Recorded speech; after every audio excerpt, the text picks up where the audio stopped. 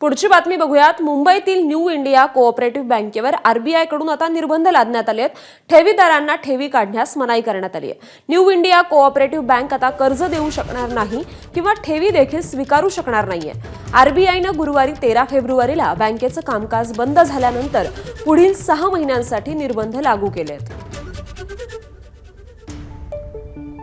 या संदर्भातले अधिकचे अपडेट्स येत आहेत आपले प्रतिनिधी मृत्युंजय सिंग। मृत्युंजय, नक्कीच मी सध्या अंधेरी या परिसरमध्ये आहे। अंधेरीमध्ये हा न्यू इंडिया कोऑपरेटिव्ह बँकचा ब्रांच आहे आणि आपण पाहू शकतो लोक जमा झालेले आहे आणि हा जो लोहेचा लोखंडीचा गेट आहे त्या गेटच्या बाहेर एक बॅनर लावला गेला होता। सध्या ते लोकांनी हा बॅनर काढलेला आहे आणि त्यांचं असं म्हणणं आहे की जे बँकचा मॅनेजर आहे त्यांनी समोर यावा आणि त्यांचा जे पक्ष आहे त्यांचे जे प्रश्न आहे त्याचे जबाब दिलं पाहिजे असं त्यांची मागणी आहे। आणि आपण पाहू शकतो सध्याचे जे करंट ज्यांचे लॉकर आहे ते लॉकर ॲक्सेस करू शकतात, पण ज्यांचे सेव्हिंग अकाउंट आहे, करंट अकाउंट आहे किंवा FD आहे ते सध्या कोणत्याही प्रकारचे बँकिंग ऑपरेशन बँकिंग लेनदेन करू शकत नाही। सध्या मुंबई पोलिसांची टीम आहे ते जे क्राऊड कंट्रोल करण्याचं काम सध्या करतात, पण खूप गर्दी जमा झालेली आहे। जसं जसं लोकांना कळतंय की हा बँक बंद करण्यात आलेला आहे 6 महिन्यासाठी ते आपले पैसे काढू शकत नाही, तर हे जे बँकचे खाताधारक आहे अकाउंट होल्डर्स ते सध्या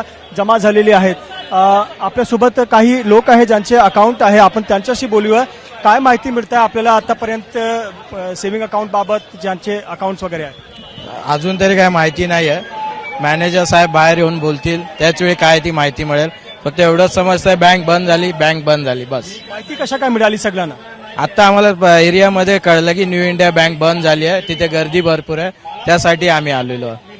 तर एक बघा एक अनाऊन्स करतायत सध्या त्यांचं असं म्हणणं आहे की बँक मॅनेजर समोर येत नाही पण काही अनाउन्समेंट होत आहेत, महत्वपूर्ण अनाउन्समेंट होतं, आपण ऐकूया।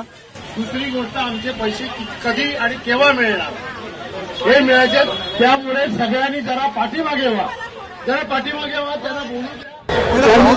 त्यांना कुठलंही नुकसान करता कामा नये, कारण ते काही जबाबदार नाही। यांचे जे वरचे लोक आहेत ते जबाबदार आहेत, त्यामुळे मेहरबानी करा सगळ्यांनी जरा पाठीमागे राहा, शांत राहा, त्यांचं ऐकून घेऊया।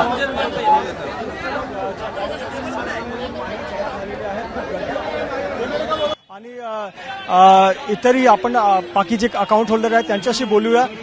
अकाउंट आहे आपल्या इकडे, काय माहिती मिळते सध्या? माहिती म्हणजे बँक बंद आहे म्हणून सकाळी मेसेज मिळाला आणि आमच्या बिल्डिंगमध्ये दोघं ठिकाणी मला म्हणाले की बँक बंद झाले, तुम्ही अकाउंटचे पैसे काढा म्हणून। किती पैसे आहेत आपले? माझे जवळजवळ 70-80 हजार रुपये आहेत आणि FD आहेत 4 मुलींचे। हां, पण आता तर FD आणि आपण अकाउंट मधलं पैसे काढू शकत नाही असा RBIचा एक निर्देश आहे। मग आता बघूया आता काय पुढे काय होईल, कारवाई होईल त्या समोर आम्ही जाऊ, कारण का आता काय मॅनेजमेंट त्यांची कमिटी काय करते ते आपण पाहूया ना। आपली मागणी आहे की मॅनेजर बाहेर यावा आणि काय तुमचे जे प्रश्न आहेत त्याचे उत्तर द्यावं। हां, आता त्यांचे काय मॅनेजमेंट जे काय करेल तर त्याच्यावर आहे ना।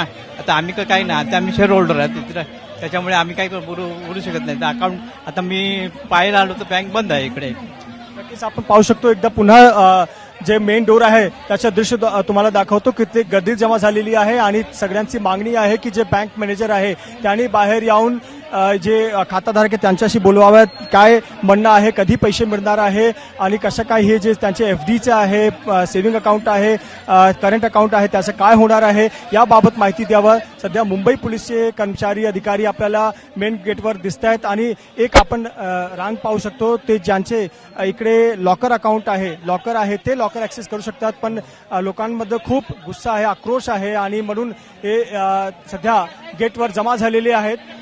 सगळ्यांच्या मनात एकच प्रश्न आहे की ज्यांचे पैसे आहेत 5 लाख आहे, 10 लाख आहे, FD आहे, त्या पैशाचं काय होणार आहे? जसा PMCचा प्रकरण झाला आणि लोकांचे पैसे अडकले तसाच त्यांच्या सोबत होणार आहे का, ही चिंता आहे लोकांमध्ये। आणि आता आपण पाहू शकतो काही अनाउन्समेंट होत आहेत, ऐकूया काय अनाउन्समेंट आहे।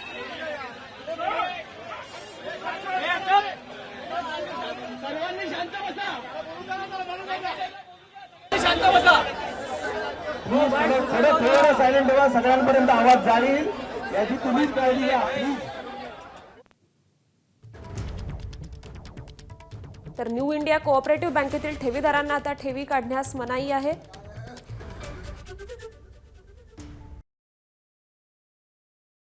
इंडिया बैंक पर रिजर्व बैंक ने निर्बंध लगाया है। मैं डिपॉजिटर से प्रार्थना करूंगा कि आपको 5 लाख रुपए तक की बैलेंस फिक्स डिपॉजिट इंश्योरेंस के अंदर वापस मिलेगी। जिनका अपना सेफ डिपॉजिट लॉकर है उसका सब सामान आपको वापस ले जाने का मौका दिया जाएगा और जिनके कारण बैंक डूबी है उनके खिलाफ कार्रवाई होगी। एबीपी माझा, उघडा डोळे बघा नीट।